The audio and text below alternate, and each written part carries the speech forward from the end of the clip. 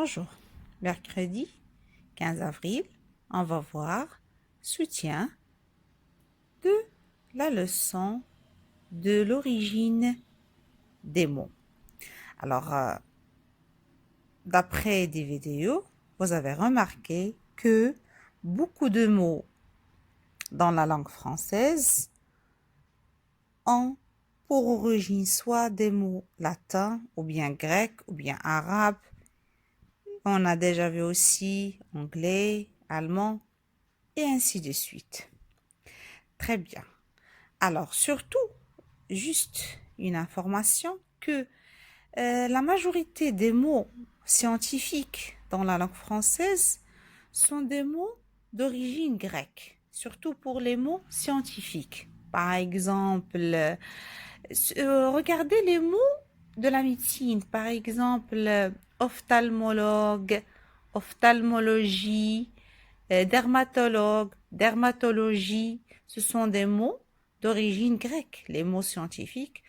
Par exemple, il y a aussi les chiffres.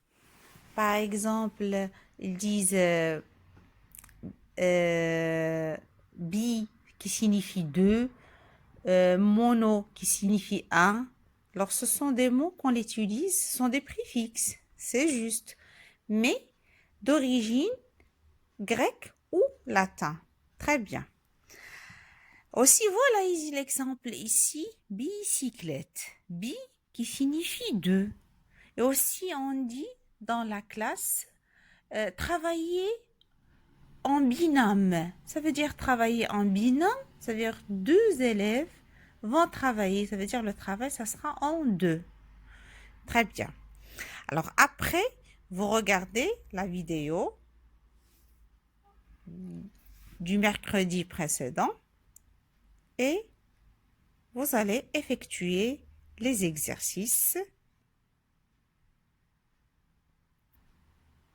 Voilà, prenez le fichier, page 112. Exercice numéro 1. Relie chaque mot français à la langue dont il est issu. Un samovar, un penalty, un bonsai, un café, bravo. Arabe, japonais, italien, anglais, russe. Exercice numéro 2. Trouve ces noms d'origine étrangère grâce à leur définition. Fin de semaine, mot d'origine anglaise. Machine automatique capable d'exécuter un travail à la place de l'homme. Mot d'origine tchèque. Lit de repos, canapé, mot d'origine arabe. Fauteuil à bascule, mot d'origine anglaise.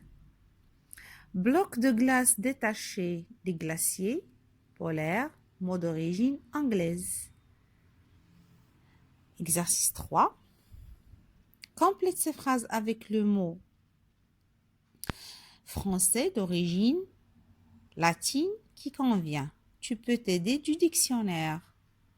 Manus, un travail à la main est un travail. Sonus, ça veut dire le sommeil. Un est une personne qui se déplace pendant son sommeil. Stella, une étoile. Un groupe d'étoiles dans le ciel s'appelle une pédie, le pied. Une promenade à pied est une randonnée aqua, qui signifie l'eau. Une plante qui pousse dans l'eau est une plante. L'exercice numéro 4. Trouve un mot français issu de chaque mot latin, puis écris une phrase avec ce mot.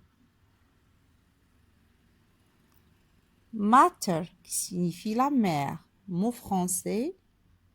Calor, la chaleur, mot français. Tabula, la planche. Quel est le mot français? Noctis, qui signifie la nuit, mot français. Alors, vous pouvez utiliser le dictionnaire. Comme ça vous facilite la tâche.